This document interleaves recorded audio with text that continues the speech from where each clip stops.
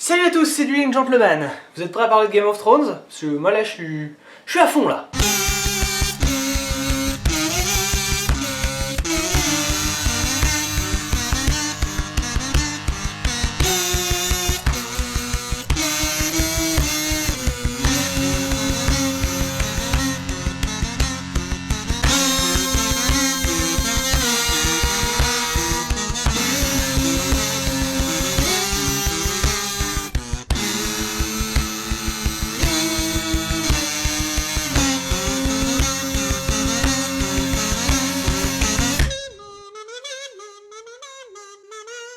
Donc cette année, je vais faire un truc que j'avais toujours voulu faire les années précédentes et au final je m'étais jamais lancé. Je vais couvrir l'événement de la nouvelle saison de Game of Thrones en faisant une vidéo par épisode et en disant un petit peu ce que j'ai pensé de l'épisode, ce que je trouvais bien, pas bien, ce que j'ai pensé des intrigues, etc.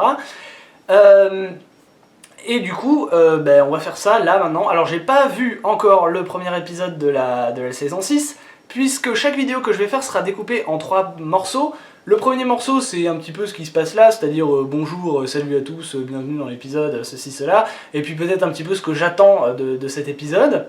Donc ce sera la partie pré-épisode si vous voulez. Ensuite il y aura l'épisode en lui-même. Alors je vais pas vous diffuser l'épisode de Game of Thrones avec ma tête à côté, enfin si, mais pas l'intégralité de l'épisode, juste les parties où j'aurai une remarque intéressante à faire, où je réagis à un événement choquant ou un truc comme ça. Je suis pas très émotif comme garçon, donc voilà, il est possible que vous ayez pas ma réaction tout le temps parce que c'est pas forcément super intéressant. Mais voilà, je risque plus de réagir en disant « Ah, c'est intéressant » que « Ah, qu'est-ce qu'il a fait? Ah là là, mon dieu !» et partir sur 12 octaves de cris aigus, c'est pas trop mon truc. Mais c'est pas pour ça que j'ai pas une petite remarque incisive à faire de temps en temps.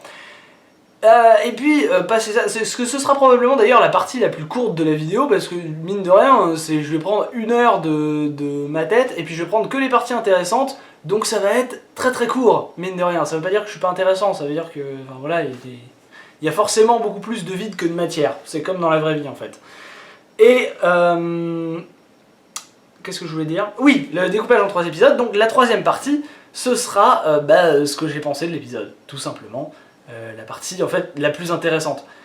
Donc là exceptionnellement, vu que c'est le premier épisode de la saison 6, je vais dire un petit peu ce à quoi je m'attends. Déjà je vais parler de la fin de la saison 5, et même avant ça je vais parler de la fin de la saison 4.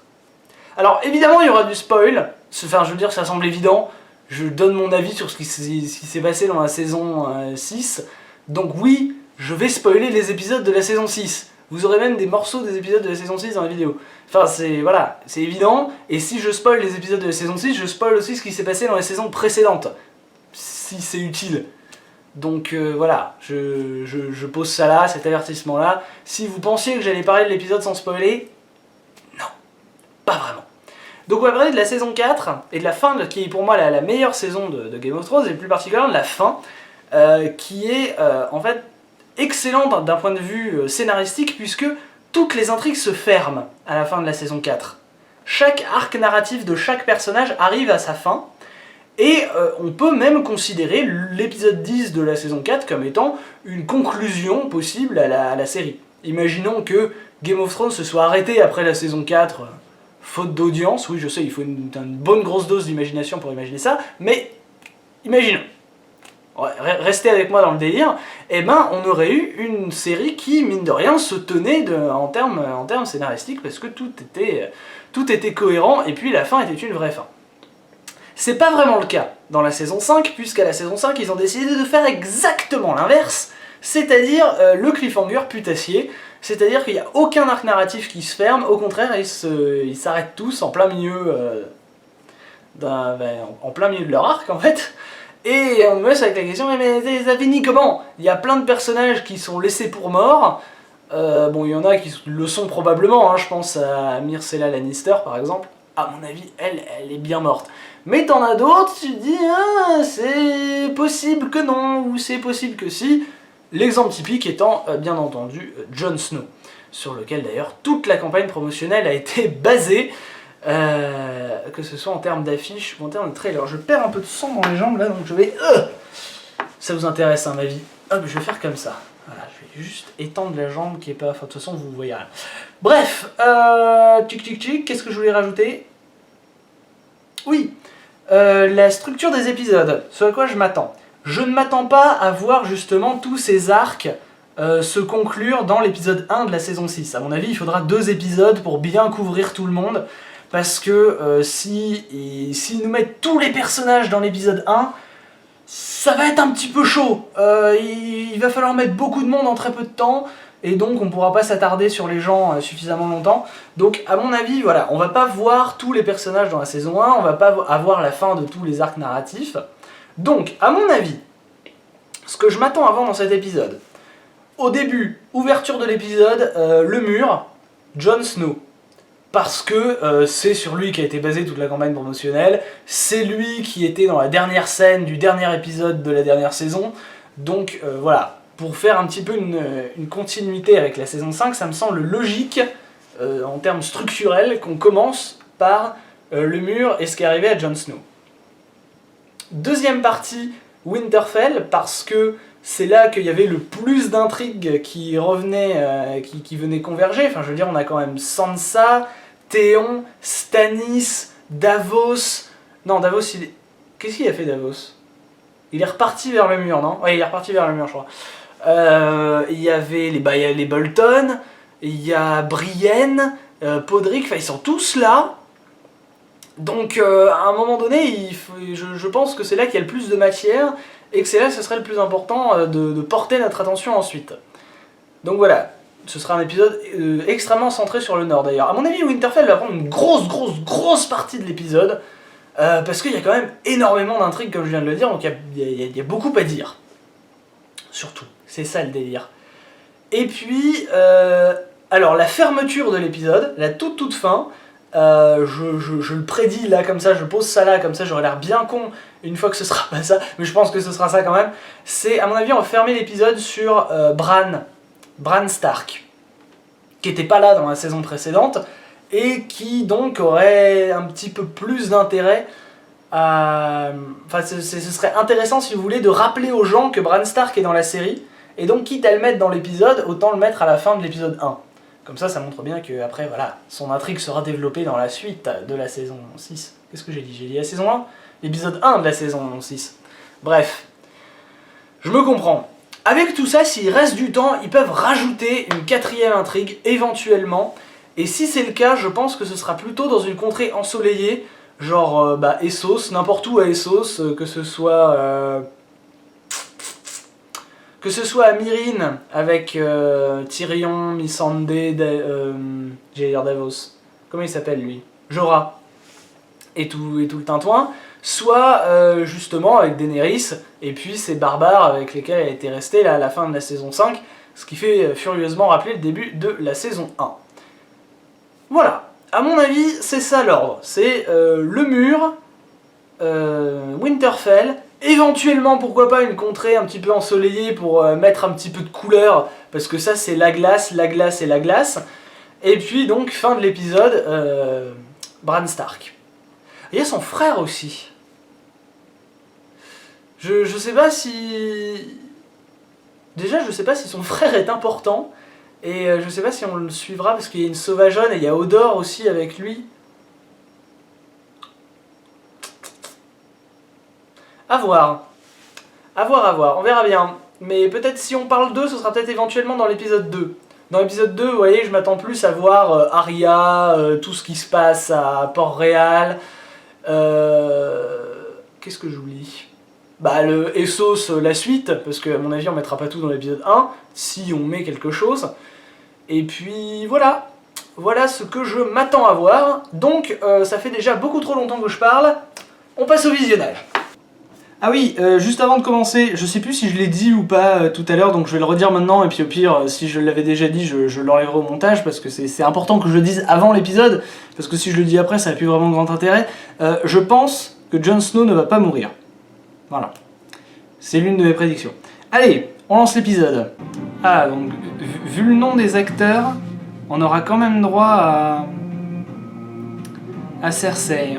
Et à Daenerys aussi d'ailleurs. Ah, on aura Arya aussi. Oula, ils vont nous mettre tout le monde. Il y aura Littlefinger. C'est qui Jonathan Price? Je sais plus. Ah, il va encore se passer des trucs à Dorne. Ah, ça je ne m'y attendais pas par contre. Allez, c'est parti. Oh putain, c'est vachement sombre. J'ai encore pris un screener de merde. Bon, déjà... Premier pari réussi. C'est très Donald Trump-esque ça quand même. Et voilà. Ça fait un peu plus mal hein, tout de suite quand t'es pas du bon côté de la barrière. Mais enlève ton manteau, ça va t'alourdir. Ah, tu me diras, enlever son manteau, c'est peut-être pas la bonne idée non plus, parce qu'une fois qu'elle sera là... Ouais, mais en même temps, être couverte d'un manteau mouillé, c'est pire que d'être bras nus. Dans un froid pareil. Putain, lui, il va y retourner, du coup. Ah. Ah. Eh ben, enfin. Bah oui.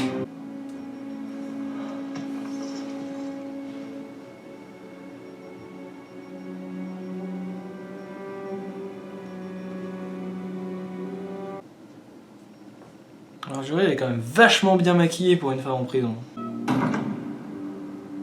Ah ah ah ah.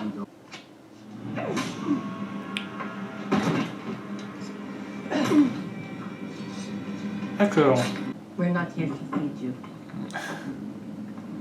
On va remplir ton estomac avec une lance. Sans passer par la bouche. Ah bien. Plus il joue dans les règles quoi. Ok. C'est pas les morts qui manquent. Ah c'est ces bateaux qui brûlent. Ah merde. Ah oui c'est vrai qu'ils étaient partis à deux. Oh ça promet. Ah, c'est comme ça qu'ils vont retrouver le truc. Oh un joli petit fort raccord espace ça monsieur. Ah ouais clairement.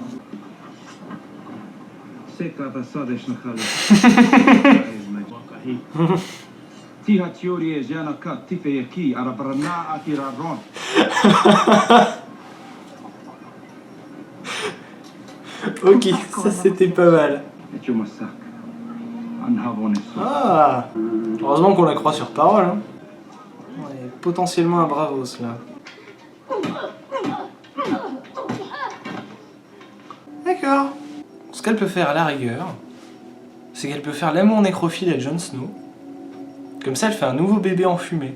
Mais bon, ça demande le fait de faire l'amour nécrophile à Jon Snow quand même. C'est pas rien comme étape. Je l'ai dit, vu sa gueule, elle serait capable. Elle l'a fait déjà. On va se foutre à poil parce qu'on n'a pas eu encore quelqu'un à poil et il faut toujours quelqu'un à poil dans le premier épisode d'une saison de Game of Thrones. Puis elle, c'est quand même la prédisposée au foutage à poil.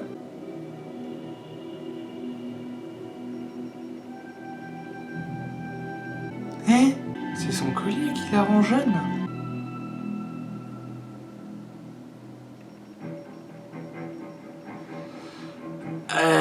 Ok. Alors ça, je m'y attendais pas. Ok. Bien, donc visionnage terminé, je me suis permis de prendre quelques notes. Et puis donc on va un petit peu parler de l'épisode, c'est un petit peu la partie la plus intéressante. Alors, déjà, avant même d'attaquer mes notes, j'ai trouvé que malheureusement, il y avait beaucoup trop de sous-intrigues, enfin beaucoup trop d'intrigues d'une manière générale dans cet épisode. On a suivi quand même, on a suivi Arya, on a suivi, attends je vais les faire dans l'ordre, on a suivi le mur, on a suivi Winterfell, on a suivi Port-Réal, on a suivi Dorne, on a suivi la prairie de Essos. Il y a eu un passage à Myrine aussi. Il y a eu quelques minutes à Bravos, puis retour au mur. Enfin les gars, faut se calmer. En fait, ils ont véritablement voulu clore tout leur cliffhanger et en un seul épisode. Ce qui est un petit peu maladroit, parce que du coup tu te dis que s'ils avaient fait 11 épisodes à la saison précédente, ou s'ils avaient un petit peu accéléré le mouvement, ils auraient pu terminer la saison 5 quasiment, enfin en fermant les arcs de quasiment tout le monde, quoi. Le seul arc où on n'a pas de fin, c'est Jon Snow, mais je vais y venir. C'est mon deuxième point. Pas trop compliqué. Ceux qui se demandent combien j'en ai, parce qu'ils ont sûrement eu peur avec le petit bout de papier là, c'est des phrases simples. 1, 2, 3, 4, 5, 6, 7, 8, 9, 10, 11, 12, 13, 14, 15, 16, 17 points. Donc on va essayer de pas perdre trop de temps quand même. On attaque. Donc, ah oui, première remarque que j'ai fait, que vous avez sûrement dû entendre si je l'ai gardé au montage, c'est que j'ai comparé le discours d'Alistair au discours de Donald Trump. Je ne sais pas si c'est voulu, mais en tout cas, compte tenu de l'actualité politique en ce moment aux États-Unis, entendre un mec qui dit que le mur c'est ce qui nous protège de l'envahisserie, Merde! Bon, c'est ce qui nous protège, c'est ce qui nous empêche de nous faire envahir par une horde d'étrangers violeurs et dangereux. Bah ça fait quand même vachement penser au discours de Trump et des Mexicains qui voulaient bâtir un mur pour empêcher l'immigration clandestine, qui avait traité les Mexicains de violeurs et tout.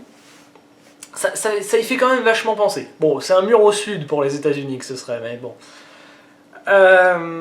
Donc voilà, je suppose que les auteurs de la série ont été légèrement inspirés par le personnage de Donald Trump. Alors, bon, j'émets quand même quelques réserves au cas où, parce que je ne sais plus de quand datent ces déclarations de Donald Trump.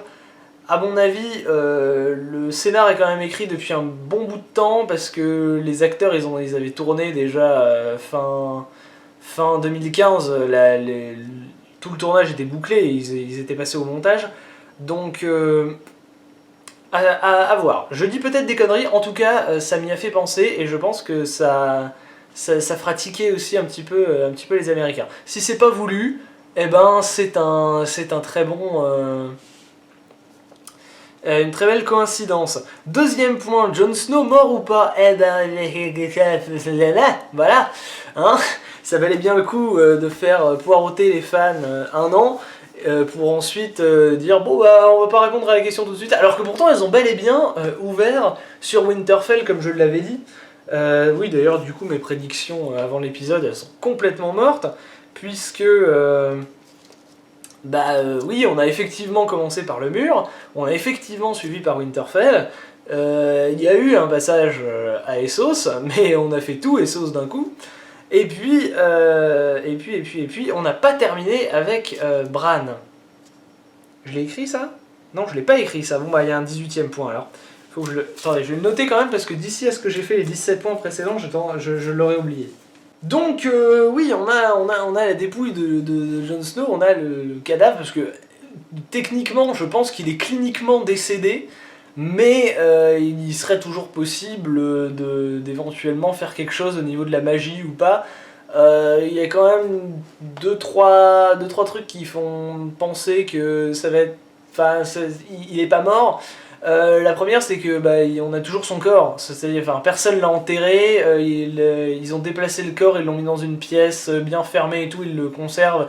Genre quand Davos il est sorti et qu'il a vu que Jon s'était fait poignarder, il aurait pu dire ah bon c'est chaud pour mon cul, je me casse, faire demi-tour et se barrer de lui-même. Mais non, il a choisi de garder le corps de Jon Snow, donc ça veut dire que quelque part scénaristiquement c'est important.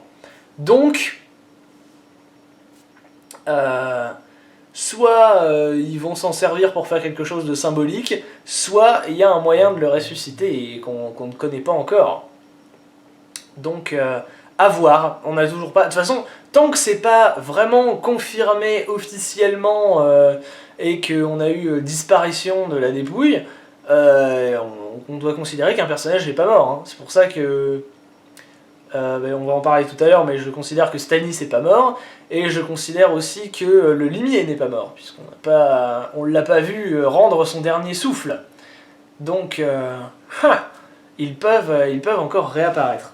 Ce qui ferait des surprises assez sympas. Troisième point. Ah oui, donc du coup on a Davos et quelques membres de la garde de nuit qui sont fidèles à Jon, qui sont enfermés là dans une pièce avec Jon Snow, enfin avec le cadavre de Jon Snow, et de l'autre côté de la porte t'as Sir Alistair qui leur propose un marché, qui leur dit soit vous vous rendez et à ce moment-là on vous laisse partir, on vous file un cheval et de la bouffe pour aller dans le sud, on n'essaiera pas de vous tuer, soit vous vous rendez pas et on vous exécute quoi. Et ils ont jusqu'au coucher du soleil pour se décider, ce qui est quand même relativement sympa de la part de Sir Alistair parce que bon, il les domine sur tous les points, hein. C'est lui qui a la troupe la plus nombreuse, il peut parfaitement enfoncer la porte, les autres ils sont pris au piège comme des rats, enfin je veux dire, il n'y a pas... C'est lui qui est en position de dominance, mais de dominance. Je suis tellement fatigué que je sais même pas si ça se dit ou pas. De domination, ça c'est sûr que ça se dit, mais alors la dominance, je crois que je l'invente. Bon, donc c'est lui qui est en position de domination, et pourtant il leur file un délai, ce qui est cool. Ça aide l'intrigue. Du coup, la question qui est intéressante, et si jamais vous avez envie de participer dans les commentaires, je vous invite à prendre parti. Est-ce que vous feriez confiance à Alistair ? Est-ce que vous le croyez quand il vous dit que si vous vous rendez et que vous vous présentez à lui, il vous butera pas ?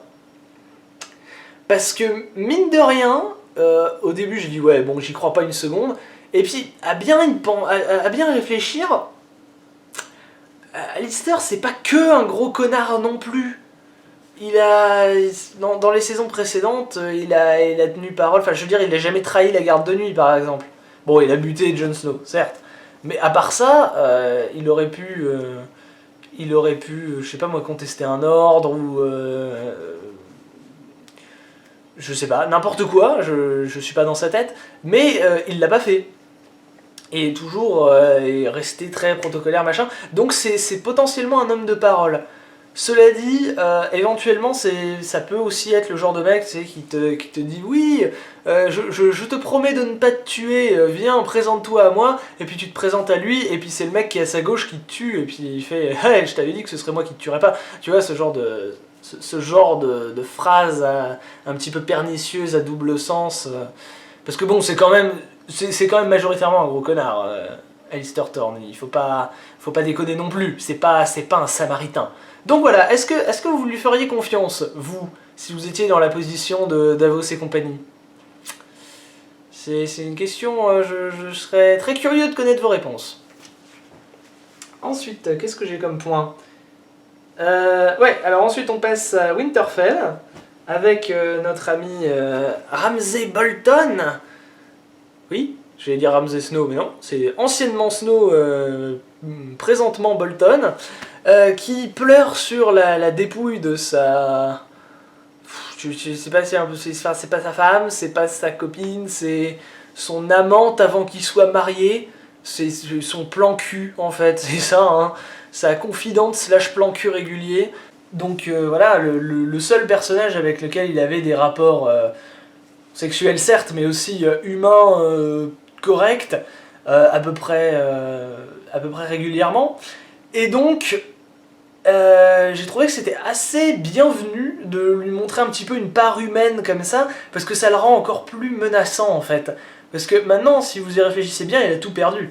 Il a perdu sa copine, il a perdu sa femme qui était son seul moyen d'accéder vraiment au trône, et il risque même de perdre la primauté, comment dire, la possibilité d'accéder au trône une fois que son père sera mort, puisque il est possible que son père enfante d'un garçon, et à ce moment-là, donc on sent un petit peu que son monde s'écroule autour de lui, et on sait bien que c'est dans ses derniers retranchements que un animal est le plus dangereux, et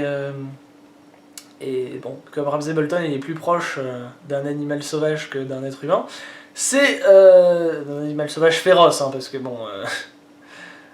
Comment il s'appelle, Théon aussi, il est plus proche d'un animal sauvage qu'un être humain, mais lui c'est plutôt le caniche que Ramsay c'est plutôt un animal un petit peu effrayant, genre un loup, tu vois, c'est bon, quelque chose qui a de la gueule quoi.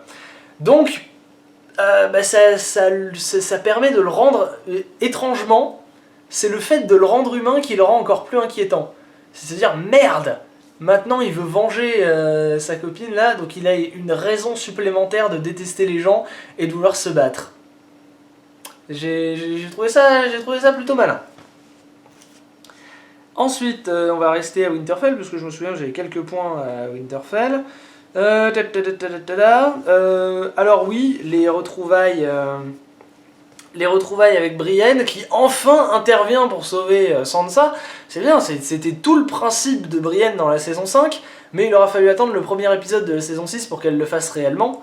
Je note d'ailleurs que Stannis n'est pas là, c'est mon point suivant, mais je peux le dire maintenant en fait. Où est Stannis ? Je veux dire, à la fin, il était à la merci totale de Brienne, qui avait donc la possibilité de se venger, puisque je rappelle que Stannis a tué... comment il s'appelait lui ? Renly Baratheon, qui était donc le fils aîné de Robert Baratheon, prétendant au trône, et pour court-circuiter ça, Stannis a fait un bébé de fumée à la sorcière rouge, qui a tué Renly. Et c'est comme ça que Brienne, elle s'est retrouvée sans maître, puisque elle était sous les ordres de Renly, et depuis, elle n'a qu'un seul but dans la vie, c'est tuer Stannis. Elle avait Stannis sous la pointe de son épée à l'épisode 9 ou 10, je sais plus, de la saison 5, et on l'a pas vu porter le coup de grâce, hein, encore une fois. On n'a pas vu la mort directement. Donc, techniquement, hein, principe de précaution de Schrödinger scénaristique, il est toujours vivant. Tant qu'on ne l'a pas vu mort, il est toujours vivant. Et donc, ça aurait été peut-être sympa soit d'avoir une ligne de dialogue pour dire ce que t'en avais fait, soit montrer une scène ou quoi que ce soit, parce que si ça se trouve, elle a finalement été clémente envers Stannis. Enfin, moi, ce que je m'imaginais, c'est qu'elle allait le soumettre en gros, et qu'elle allait dire maintenant tu deviens mon esclave personnel, tu fais des trucs pour moi, enfin tu fais la route avec nous et... Pardon. Tu fais la route avec nous et tu t'éloignes pas, je t'ai à l'œil, et puis elle allait le redresser un petit peu, notre ami Stannis.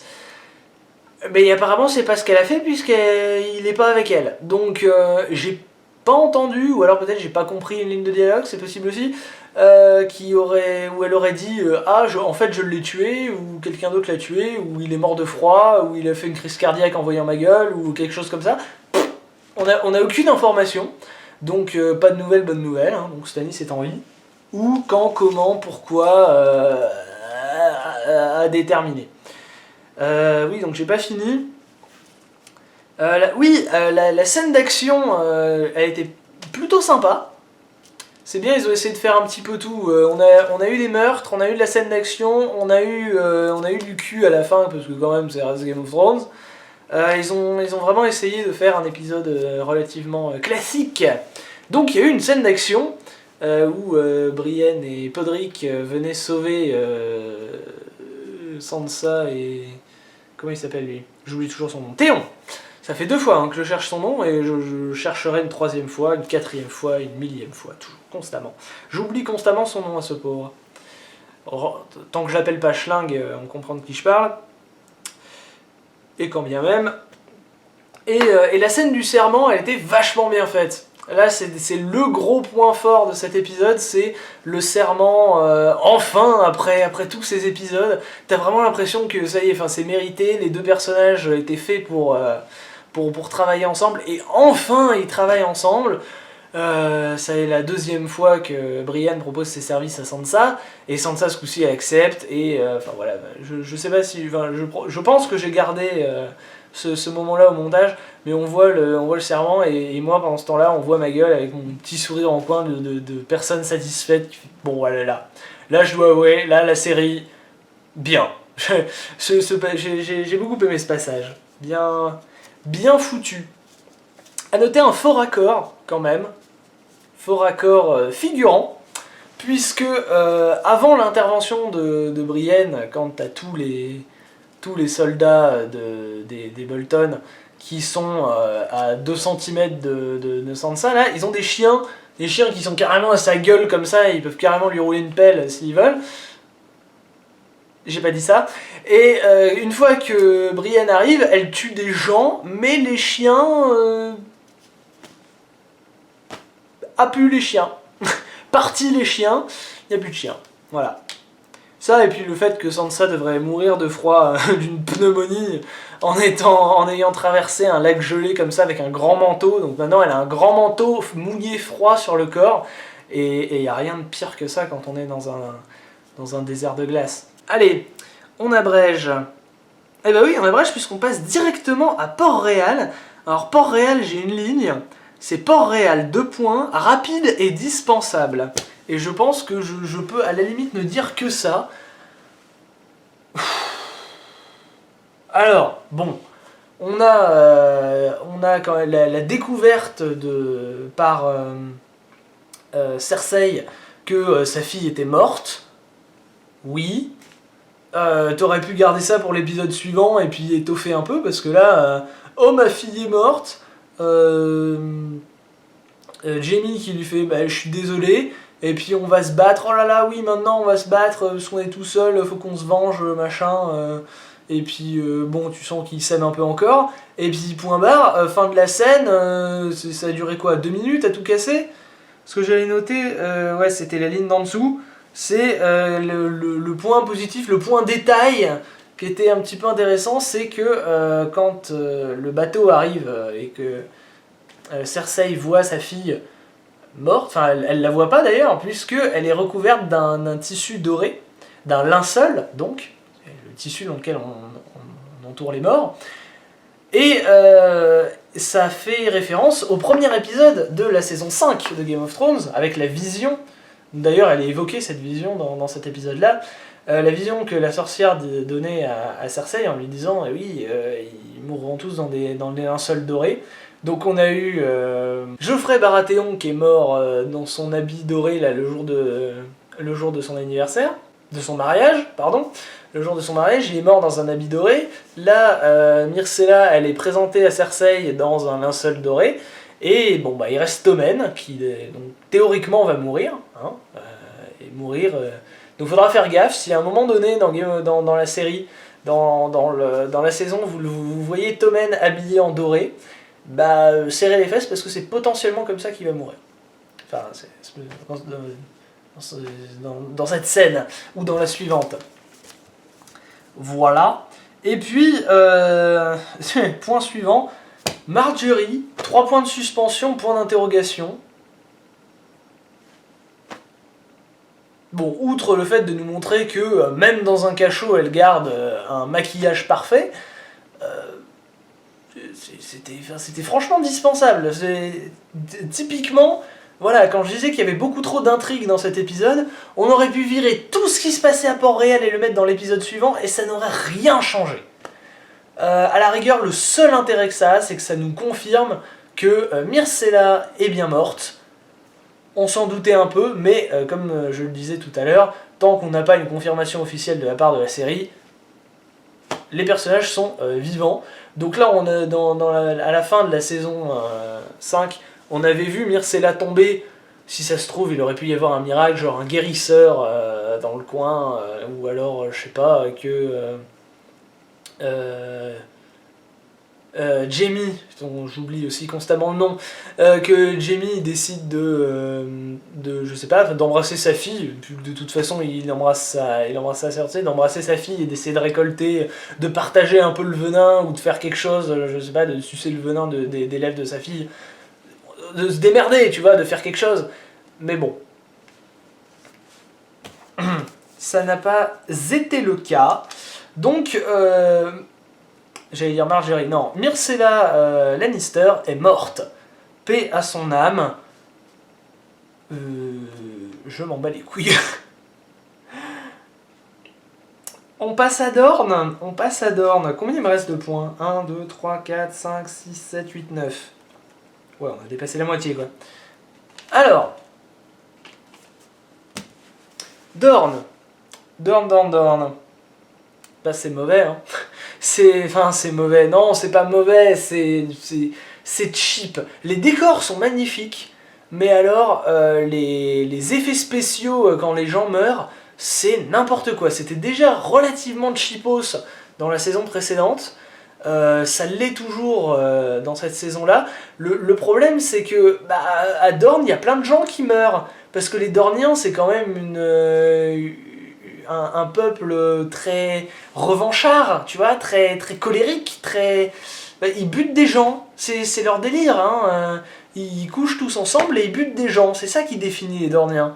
Donc si t'avais un budget effets spéciaux pour les morts à mettre quelque part, c'était plutôt là. Alors après, bon, ils ont pas non plus un budget illimité hein, dans Game of Thrones, et on peut imaginer qu'ils se réservent pour les grandes scènes.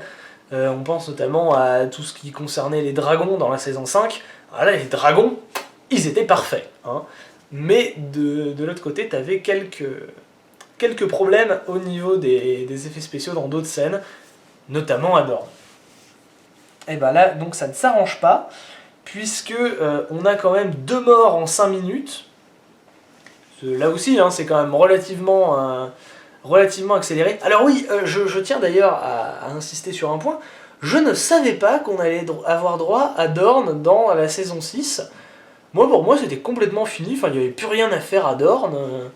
Le seul but de Dorne, c'était de donner un truc à faire à Jaime et Bronn. Voilà, de nous montrer un peu Myrcella au cas où. Bon, why not? Et puis d'avoir un petit peu les conséquences de la mort du prince Oberyn. Et puis voilà. Mais non, apparemment, les Aspics des Sables, si c'est bien leur nom, si j'ai bien compris, qui est le nom de ces filles-là, là, eh ben, elles veulent aussi le trône, elles veulent le pouvoir, elles veulent faire des trucs. Et donc ça a l'air bien parti pour en fait on veut attaquer Port-Réal et poutrer les Lannister. Et allons-y, partons là-dessus. Donc on a 2 morts en moins de 5 minutes, ce qui fait quand même pas mal niveau CPM. Ah oui, alors c'est la mort de je m'en fous et je m'en branle. Hein. C'est les deux personnages absolument super importants. Le roi et son fils, je dis pas de conneries, je connais même pas leur nom, c'est incroyable. Le fils s'appelle pas Tristan? Peut-être bien, il y a une histoire de Tristan là-dedans. Je dis potentiellement des grosses conneries. Et donc, eh bien, ces 2 personnages sont morts. L'un, qui est donc le roi, qui s'est fait poignarder par une dague venimeuse, empoisonnée en tout cas, devant ses propres gardes qui avaient probablement été payés, hein, parce qu'ils ne sont pas vraiment intervenus. Et puis, non, il n'y a pas eu que lui d'ailleurs, il y a eu 3 morts, parce qu'il y a eu un garde aussi qui est mort. Les autres, ils avaient été payés, mais les filles, elles avaient plus de sous, ça y est, elles en ont buté un en plus de garde. C'est Najat Belkacem qui a tué un mec. Et puis, Eliane, c'est un nom comme ça. Et je vais l'appeler Eliane, qui est le nom de la femme hein, qui a tué le roi, qui veut sûrement s'asseoir sur le trône après. Bon, ça c'était relativement bien fait avec le coup de la trahison. Ouais, tu penses que t'es un grand stratège et tout, mais en fait, tu sais même pas ce qui se passe en dehors des murs de ta cité. Et puis t'es un homme faible. Et nous, les Dorniens, on est des tueurs quoi. On est des mecs, on n'est pas là. Enfin, des mecs et des filles, on n'est pas là pour déconner, on n'est pas là pour réfléchir, on est là pour agir. Et toi, t'es un mec de réflexion, t'es un intellectuel, et on veut pas d'intellectuel chez nous, on veut rester con mais fort. Donc ils auront une grosse conne sur le trône, c'est pas mal. Et alors l'autre mort, donc la mort de Tristan, sous réserve que ma mémoire des noms ne me fasse pas défaut. Elle était marrante. Je dois avouer que je me suis un peu fait avoir quand même par leur stratagème là, quand il est mort, j'ai été surpris. Mais il y en a un peu marre de ces lances d'orniennes qui peuvent transpercer les os super facilement comme ça. Enfin, c'est pas la première fois qu'il y a une dague ou un truc comme ça qui transperce un crâne dans Game of Thrones. Et apparemment, le crâne, tu vois, c'est absolument pas résistant dans l'univers de Game of Thrones, c'est du beurre. Tu rentres, tu sors de l'autre côté, tout va bien. T'as transpercé le cerveau au passage, pas de soucis. Parce que bon, pour percer la boîte crânienne, il faut quand même y aller, quoi. Un os, c'est résistant au choc. Hein. Alors je veux bien que ce soit une femme entraînée, tout ça, qu'elle ait eu une formation, qu'elle manie sa lance comme une malade. Enfin bon, il y a quand même la résistance des matériaux à prendre en compte, quoi. Bon, bref, passons. Passons au point suivant, d'ailleurs. C'est quoi, ça ? Ah, d'accord, oui, on a déjà quitté Dorne. Oui, cela dit, en fait, Dorne, on y est resté moins de 5 minutes, hein, au final. Donc ouais, allez, on passe à Myrine. Et à Myrine, donc, on retrouve nos amis Varys et Tyrion, qui est le duo le plus agréable à suivre de toute cette série, parce que leurs dialogues sont... Il faut l'avouer, leurs dialogues sont excellents. Et donc là, ils se baladent tranquille dans Myrine, qui est quand même une ville en état de... Enfin, je vais pas dire en état de siège, mais il y a des rébellions à peu près à tous les coins de rue, et eux, ils se baladent tranquille, comme ça, les mains dans les poches, sans garde rapprochée. Ok, soit. Et ils découvrent à un moment donné que bien, la flotte de Daenerys, elle est un petit peu à feu. Et que donc, c'est pas encore pour tout de suite que Daenerys elle va pouvoir prendre ses bateaux pour aller attaquer le continent de Westeros. Ce qui est pas plus mal d'ailleurs, hein. Je pense qu'il vaudrait même mieux que Daenerys elle meure de vieillesse sur Essos et qu'elle se rende jamais à Westeros. Parce que pour l'instant, elle a pas ce qu'il faut pour gouverner, mais pas du tout. Ça fait 5 saisons qu'elle essaye d'apprendre comment ça marche. Elle galère toujours autant. Alors elle progresse, non, elle progressait, et je trouve même que maintenant elle régresse. Elle a essayé de dire bon je vais gouverner juste une ville, même ça elle a pas été foutue de le faire. Mine de rien, c'est bien que le destin ait encore une fois détruit son moyen de se rendre sur le continent, parce que voilà, je pense que tu vois, il y a un dieu de la providence qui s'occupe d'empêcher Daenerys d'accéder au continent tant qu'elle n'est pas prête. Autant dire qu'il a du boulot. Hein. On passe au groupe Jorah et l'autre. Attendez, je me souviens de son nom, 2 secondes. Dario. Dario et Jorah, qui sont donc les deux grands épris de Daenerys. Et du coup on pouvait se dire il va y avoir un petit peu des dialogues, ils vont essayer de se balancer des pics et tout ça, de se donner des coups de coude comme s'il y avait de la compétition, tu vois, c'est les mecs en chien et rivaux. Et en fait, non, ils parlent de romantisme, de romance, de grands sentiments, voilà, c'est deux mecs très fleurs bleues, et c'est chiant. C'est un peu chiant, mais bon. À la fin de la saison 5, il y avait Daenerys qui laissait tomber sa bague pour un peu... c'est au cas où on me cherche, sachez que j'ai été enlevé par des Dothraki, donc il fallait deviner que la bague voulait dire ça, et puis il fallait trouver la bague quand même, dans un putain de grand champ avec des hautes herbes et tout ça, donc je m'étais dit, oula, ça va être la méga grosse galère. Et ben en fait non, parce qu'ils ont eu la super bonne idée de faire un grand cercle de terre là qui correspond aux cavaliers Dothraki qui tournaient autour de Daenerys. Et du coup, tu vas au milieu du cercle parce que c'est ce qui te semble logique, et t'as une zone de recherche qui est vachement restreinte. Et du coup, c'est logique de trouver la bague, et c'est logique d'en déduire qu'elle est avec les Dothraki, à partir du moment où tu sais que les grands cercles comme ça, c'est une technique de cavalier Dothraki. Donc c'est super bien joué, au niveau de l'écriture. Parce que moi j'avais peur que ce soit le gros coup de bol, tu sais, oh là là, je suis sur mon cheval, je me cure le nez, du coup je regarde un petit peu vers le sol et oh tiens, une bague, ça brille. Là non, ça va, c'est cohérent, c'est crédible, c'est logique, c'est... Franchement, vous m'avez surpris les gars, avec un niveau d'écriture vraiment très bon. Bon, on va compenser ça quand même par un fort raccord espace ce coup-ci, puisque on a Jorah qui s'avance. Pourtant, je dis ça, mais je suis très très mauvais normalement pour voir les faux raccords. Je crois que c'est la première fois de ma vie que je vois des faux raccords dans une œuvre. Non, la deuxième. Oui, la deuxième. Bref. Donc t'as Jorah qui s'avance, qui est en plein milieu du cercle de terre, donc il est dans la terre, il n'est pas encore dans le cercle d'herbe au milieu, et le plan d'après, il se baisse, il tend sa main, et il ramasse la bague, qui elle pourtant est au milieu du cercle d'herbe, donc il s'est téléporté de quelques mètres. Dommage. Donc la bague... En fait, tout le coup, toute la partie avec les Dothraki, avec Daenerys et tout ça, j'ai trouvé ça plutôt bien. Peut-être léger problème soit de surjeu, soit de sous-jeu, je sais pas vraiment, mais on avait un léger problème de jeu avec les Dothraki et Daenerys. C'est un petit peu, soit un petit peu forcé, soit un petit peu en décalage, j'ai pas trop... Voilà, bon bref. On s'en remettra.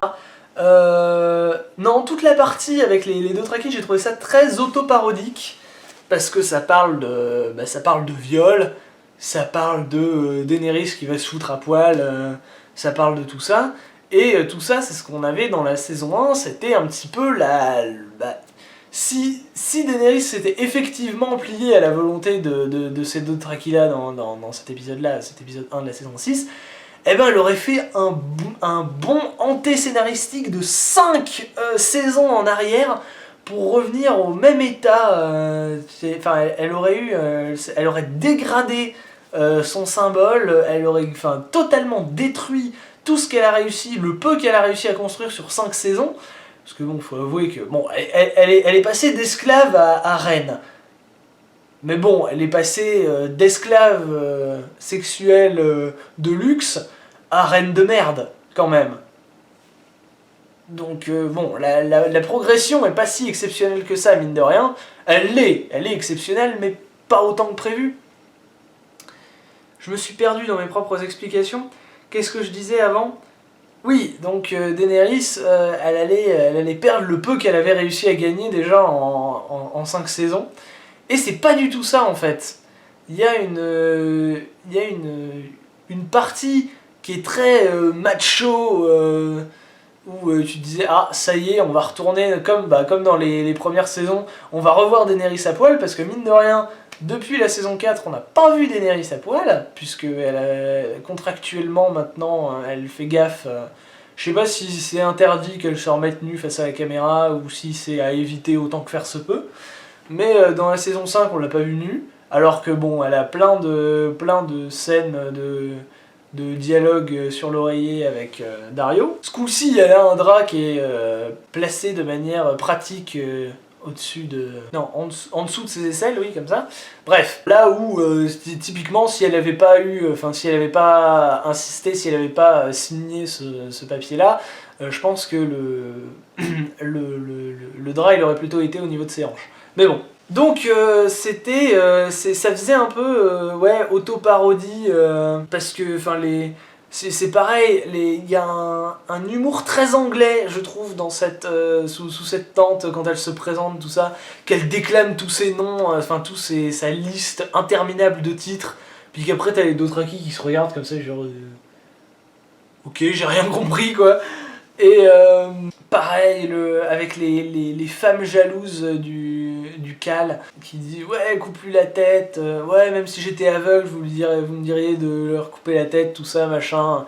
Enfin, c'était très drôle, j'ai trouvé ça extrêmement bien écrit. Il y a une ligne de dialogue qui m'a fait rire. C'est con parce que je l'ai déjà oublié. Ah, c'est dommage.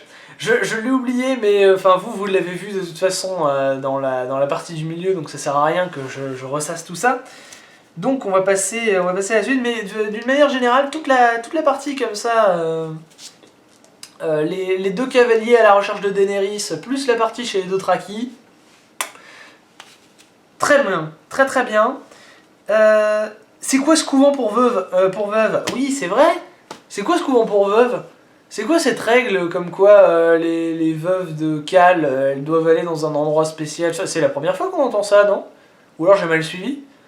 Parce que si c'était le cas, on l'aurait exhorté à faire ça à la fin de la saison 1, quoi, ou au début de la saison 2. Or là, pas du tout.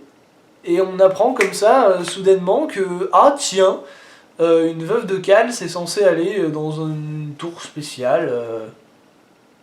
Bon, soit, ça fait un peu pratique comme scénario.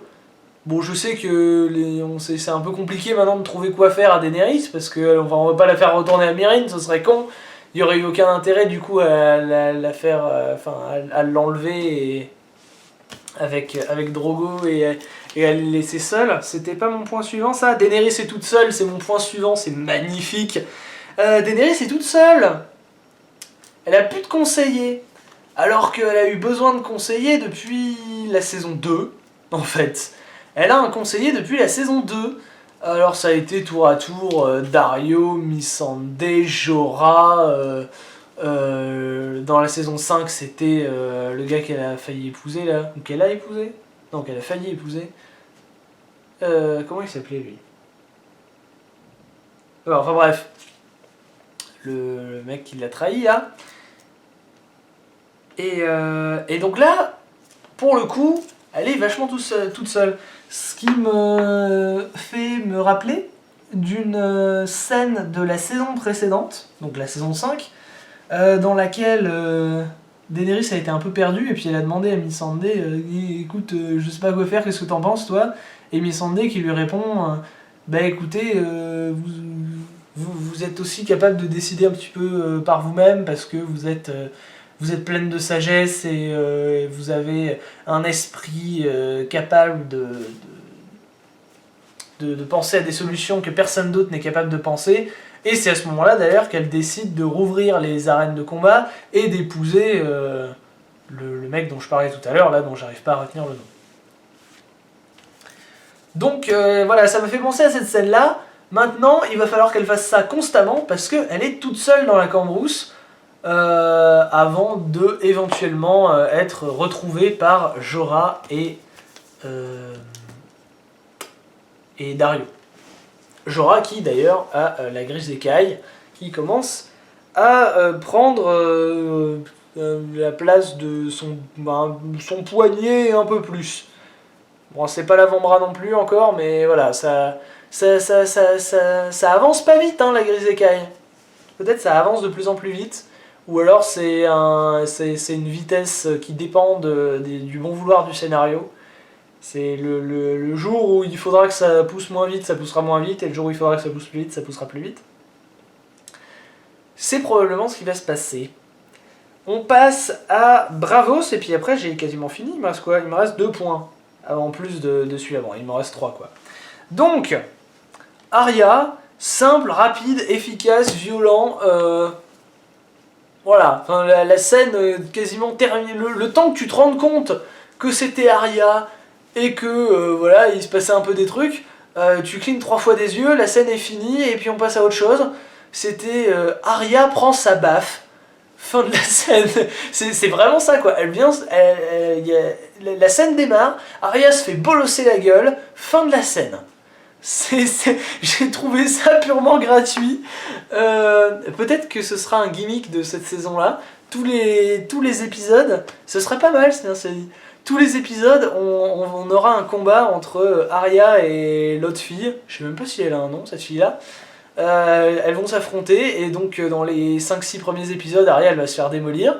Et puis progressivement elle va réussir à prendre le contrôle. Épisode 9 elle réussit à prendre la tête. Et épisode 10 elle retrouve la vue parce que voilà c'est Jésus, j'en sais rien. Je dis ça. Mais ça pourrait être sympa comme ça, un petit peu. Enfin, à registre un petit peu similaire, ça me fait penser à ce qui s'est passé avec Théon. Où régulièrement on venait le voir un petit peu se faire torturer, puis après on repartait. Enfin voilà, il a quand même passé plus d'une saison, je crois 1 saison et demie, peut-être même 2 saisons, à se faire torturer comme ça régulièrement avec Ramsay. Et puis voilà, fin de la scène, quoi. C'était juste pour le montrer souffrir un peu. Et puis on reprenait le cours de nos programmes habituels. Donc là c'est ça, on va voir Arya se faire démolir par une voyante. Enfin par une voyante, c'est-à-dire une personne qui est capable de voir, quoi. Et quelqu'un qui a le don quelqu'un qui a la vue, tout simplement. Qui a des yeux qui fonctionnent. Et puis progressivement peut-être il y aura une reprise, elle reprendra le dessus. Et puis la fin. Donc là j'ai deux choses à dire sur la fin. La première c'est Mélisandre. Je ne m'attendais pas à ça.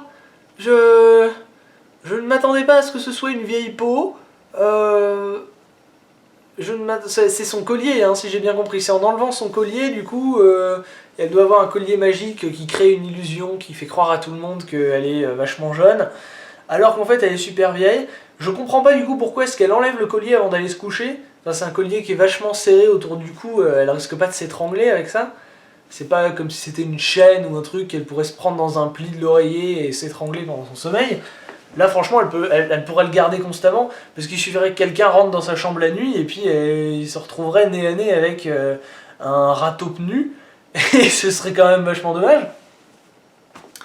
Alors, je ne sais pas du tout quel symbole ça a. Enfin, si, c'est Mélisandre qu'on voit constamment à poil, qui a comme arme principale la séduction. C'est même pas le feu ou le dieu de la lumière ou quoi que ce soit, c'est son corps, l'arme principale dont elle se sert. Et ironiquement, en fait, même ta grand-mère est plus sexy qu'elle, quoi.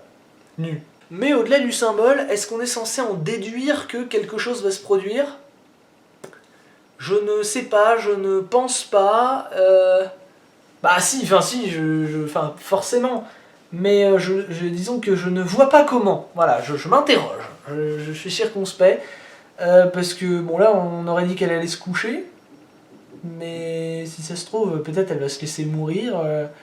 Je sais rien. Je ne sais pas. Je suis dans la circonspection la plus totale face à cette scène. Mais c'est intéressant parce que pour le coup, je ne m'attendais pas du tout à ce genre de double identité de la part de Mélisandre. Donc c'est plutôt cool. Et enfin, dernier point, Bronn. Non, Bronn, qu'est-ce que j'ai dit ? Pourquoi j'ai mis Bronn ? Non, c'est Bran. Ah, oui. Et Bran. C'est le point que j'ai rajouté tout à l'heure en début de débrief. Il est où, Bran ?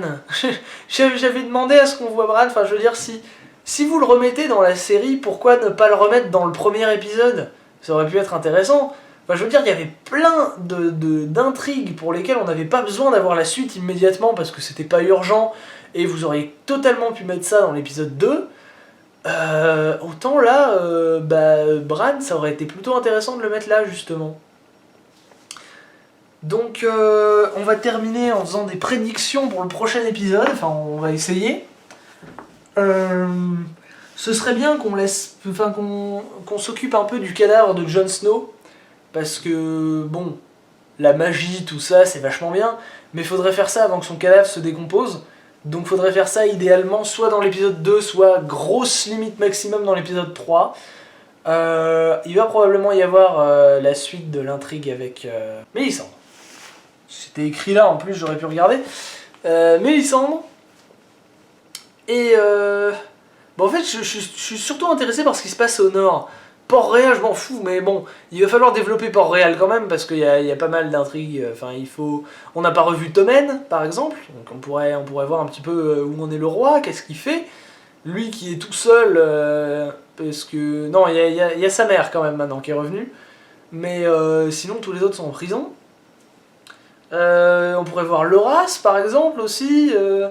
passer un petit peu plus de temps avec les moineaux, peut-être une petite séance du conseil restreint, tout ça, enfin c'est quand même là qu'il y a la politique politicienne, hein. C'est à Port-Réal que ça se passe, surtout si on prévoit qu'ils se fassent attaquer par les Dorniens. Donc voilà, à mon avis, ça va surtout se passer au mur, à Port-Réal, Winterfell... maintenant que les intrigues ont été bouclées un petit peu trop rapidement, faut dérouler, quoi. Faut trouver un autre truc à faire à Sansa. Elle a prévu de partir vers le mur, apparemment, dans l'espoir de retrouver Jon Snow, je suppose. La pauvre. Et puis voilà, donc mon prochain épisode, Bran, on croise les doigts.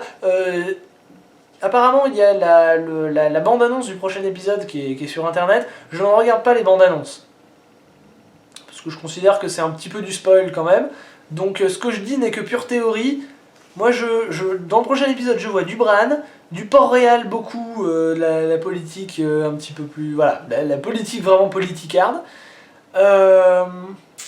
Qu'est-ce qu'on pourrait avoir aussi?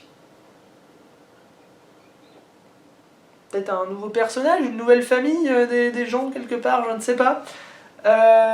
Et puis le mur, important, il faut sauver Jon Snow. Et puis, enfin, c'est déjà pas mal, mais on peut imaginer peut-être un petit peu plus ce qui se passe à Myrine, parce qu'on n'a pas revu par exemple Vert-Gris et Missandei. Ça peut être intéressant de savoir dans quel état ils sont. Et puis, à part ça, je pense qu'on a fait le tour, non? Et puis un petit bolossage d'Arya de 2 minutes, un petit peu comme on a eu dans cet épisode-là, ça fait pas de mal non plus. Peut-être revoir l'homme aux 1000 visages, là. Et je crois que c'est tout niveau personnage. Et puis Riken aussi, parce que j'ai dit Bran, mais il y a Riken ou Rickon? Rickon Stark. Avec la sauvageonne et puis Hodor, le retour d'Hodor. À un moment donné, il va falloir que ça se fasse. Je sais pas s'ils sont au casting de cette saison, j'en sais rien du tout. Si c'est le cas, ne me le dites pas, comme ça j'aurai la surprise. Parce que... Autant apparemment Bran c'est bon, mais Bran il est un peu tout seul, il a été séparé de son frère et d'Hodor et tout ça. Donc est-ce qu'ils vont se retrouver, ou est-ce que c'est 2 intrigues différentes maintenant? À voir. Voilà, donc c'est tout pour ce débrief de Game of Thrones. J'espère que ça n'a pas été trop chiant, que je vais pouvoir monter ça de manière un petit peu dynamique, que je vais enlever les pauses, les les machins, les bidules, les trucs. Et puis que ça vous a plu, éventuellement, ça peut être intéressant aussi, ça. N'hésitez pas à mettre des commentaires, me dire un petit peu comment est-ce que je pourrais améliorer le concept, parce que je ne peux m'améliorer qu'avec vos retours, et puis je vous dis à la semaine prochaine pour le débrief de l'épisode 2, si ça vous tente. Allez, ciao!